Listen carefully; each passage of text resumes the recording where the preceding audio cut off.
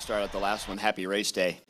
You know, it has been the last couple of hours not a lot different than where we were earlier. First of all, I just want to say thank you to everybody for continuing to work with us as we've continued to watch the weather come in and trying to figure out exactly what's coming and exactly when it's going to be here so we can make the right decision for our customers. The most important thing we've got to do today is make sure that the fans that are here right now and the fans that are coming continue to stay safe, and that's really been our priority from the very beginning. So as we continue to look at the weather coming in, and most of you probably already know this, it is continuing to track our direction. So we believe that the front edge of that storm will be here sometime after noon. Between noon and 12:30 is our best guess at the moment. We have approximately 125,000 folks or so inside the venue. That doesn't mean they're in the grandstands. It means they're somewhere inside the venue based on our scans that we have at the moment. We think what we will do is continue to pay attention to this storm. It looks like it might have a chance of splitting. It's unlikely, but we want to see where that is. And when that storm gets roughly into the Brazil area, we figure that's about an hour out from our fans here. Our biggest concern is not water, obviously. It is the lightning.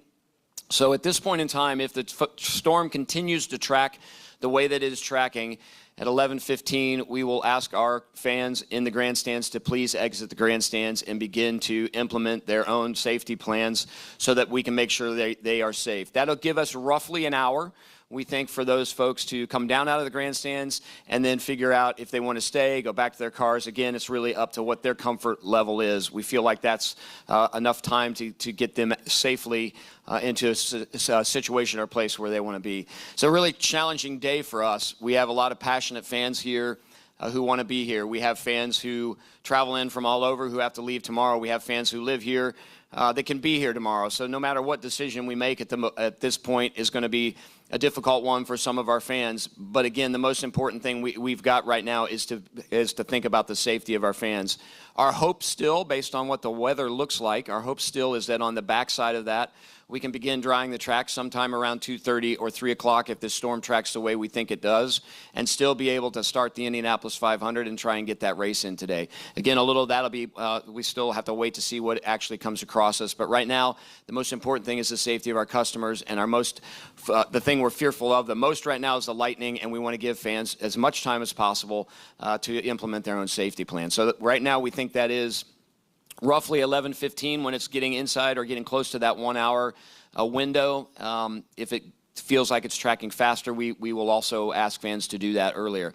It also means that at 11:15 or whenever we ask folks to exit the grandstands, we will stop music in the snake pit, and we will also ask folks in the snake pit to exit the snake pit area until further notice. So it is going to impact not just those here in the grandstands, but those folks who are also in the snake pit. So that's our update at the moment. Our team will keep you guys posted with respect to that 11:15 time, and that right now feels like that it will be the time that it takes place. Once that happens, our customers will reach out to them via social media. We'll get on the LSVD, our PA. We'll do everything we can in venue to make sure they know, and we know that you guys are keeping our folks and your viewers up to date as we go forward. So again, thank you for the patience with us. We're trying to do everything we can to get a race in, but more importantly, we're trying to do everything we can to keep fans safe. Boles, IMS President. Looks, Nick, like everything's going to happen in the next 30 minutes or so. By 11:15, that is when they're going to tell the fans whether they can basically stay where they are or leave, and that includes not just the stands, but also the snake pit area as well. Yeah, exactly. That is, of course, certainly if this system continues on the track, that it is continuing on so far. They said they're hoping to see maybe if it splits a little. Right around Brazil area, they're hoping. Yeah, but they'll certainly be letting fans know around 11:15. And actually, Doug here is still taking questions. We're going to take a listen to him. Thank you. For those of you that have been around here a while, you know that historically, once you come in, we do not do pass outs. Our entire gate team and ticketing team at this point in time knows that if fans want to go back to their cars or leave the venue, they will be allowed back in. So they don't have to worry about that. They can come back in. Doug, right here. In fact, if somebody feels more comfortable going back to their car or they want to go back to their hotel or whatever they want to do, we're encouraging them to do that. If that's part of their safety plan, we'll make sure they can get back in. Doug, at 11:15, will all of the pre-race festivities Everything will stop as well? Yes, sir. Sorry to interrupt you. I knew where you were going. Absolutely. We have to pretty much stop everything on track, or as a fan, you're going to want to sit there and watch that. So the moment we decide that it's time to make sure our fans are safe, we're going to have to stop everything on track in terms of the entertainment. Where we will be, obviously, when we get ready for the 500, there will be some elements that are super critical to pre-race. Pre-race is my favorite time of the year. The 90 seconds of Back Home Again in Indiana is absolutely my favorite time of the year. So what we will do is we will begin to look at when do we think we'll go green, and we'll back time that so fans won't miss those important military elements, national anthem, Back Home Again in Indiana, the flyover, assuming the weather works. So we will absolutely make sure that's part of the pre-race as we lead up to the actual start of the race. Doug, just to clarify, so at that 11:15 time, people don't have to leave the venue, but you're asking them to snake pit in the grandstands, right? Correct. We will ask them to leave the grandstands and leave the snake pit, and they do not have to leave the venue. Again, what they need to do is implement whatever plan they feel safest, and some folks will absolutely want to leave because I think they'll feel safer doing that than staying here. Doug, where are some of the safest places for people to go here in the facility? I mean, obviously there's a lot of open space, so. Yeah, honestly, that's a hard question to answer. You know, we're a mile long by a half a mile wide. I can't tell you where the lightning is going to strike, so I don't know what would be the safest. I guess at some level it's like when you're on the road driving your car and you see a tornado come. You kind of have to decide on your own where you feel is safest, and that's why we want to give people an hour so that they can decide what's the safest place for them. Sorry, that's not the answer you probably wanted, but I think that's the only answer we can give.